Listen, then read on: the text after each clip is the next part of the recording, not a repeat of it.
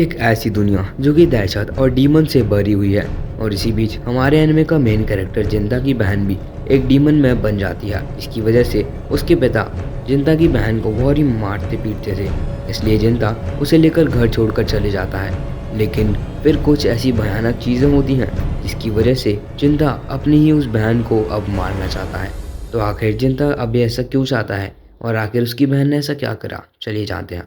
तो एपिसोड की शुरुआत तैनपो पीरियड में होती है, जहाँ जिंता के फादर बहन को बहुत ही मार रहे थे, पर जिंता वहाँ पे कुछ नहीं कर सकता था। और उसके पिता उस लड़की को एक कमरे में बंद कर देते हैं। फिर जिंता उसे बचाने भी जाता है, लेकिन वो वहाँ नहीं होती और थोड़ा ढूंढने के बाद उसे वो मिल जाती है। आपको मुझसे दूर रहना चाहिए भैया, नहीं तो डैड आपको भी मारेंगे।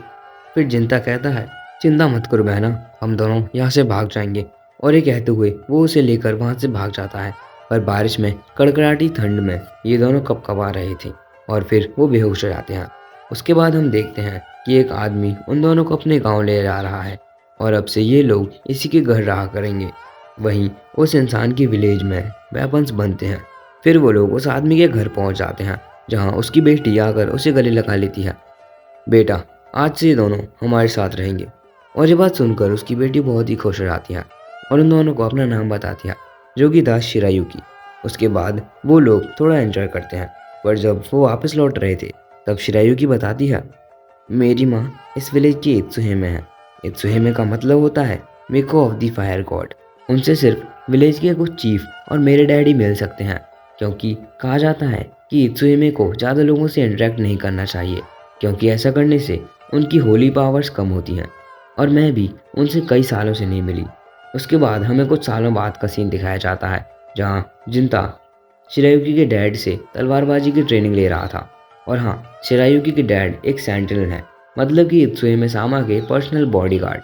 वहीं फिर हमें जिंता दिखाया जाता है, जो कि अब बड़ा हो चुका है और विलेज का सेंटिनल बन गया है। तब वहाँ बैठी इत्सुए में कहती है, जिंता, तुमने फिर से बहुत ही अच्छा काम किया है और उन डीमंस को मारा।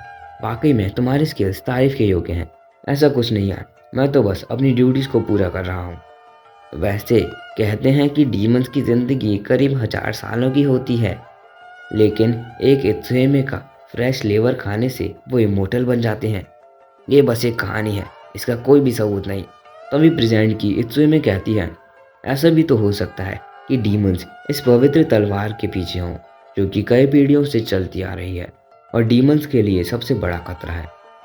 वहीं फिर हम मीटिंग के बाद पता चलता है कि अब विलेज की इत्सुए में वही शिरायुकी बन चुकी है और जिंता के सेंटिनल होने की वजह से वो दोनों मिल पाते हैं।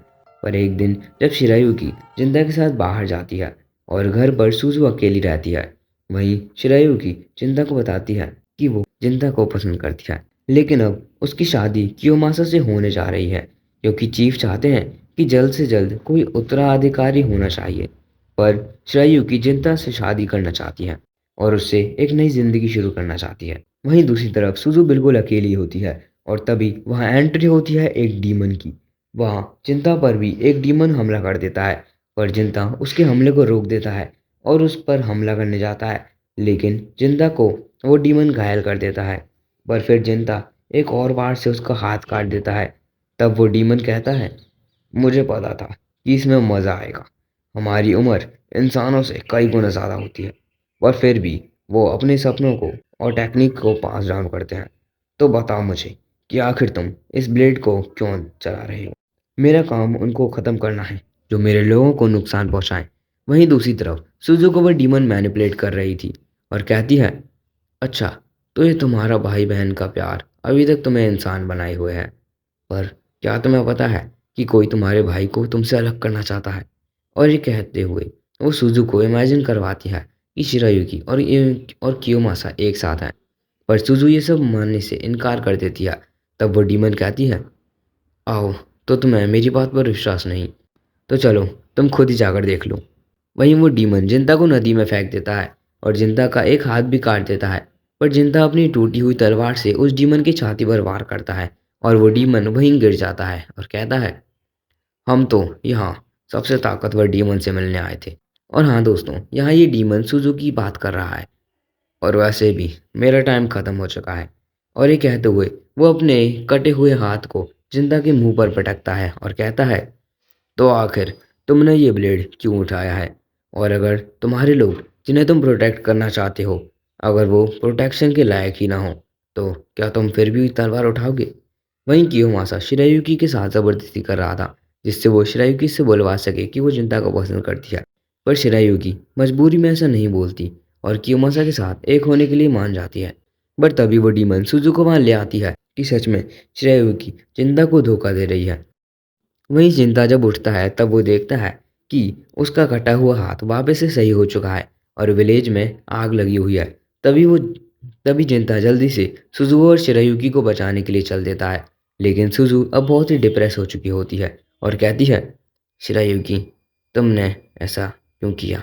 तुम तो चिंता से प्यार करती थी ना, तो आखिर ये सब क्यों करा तुमने?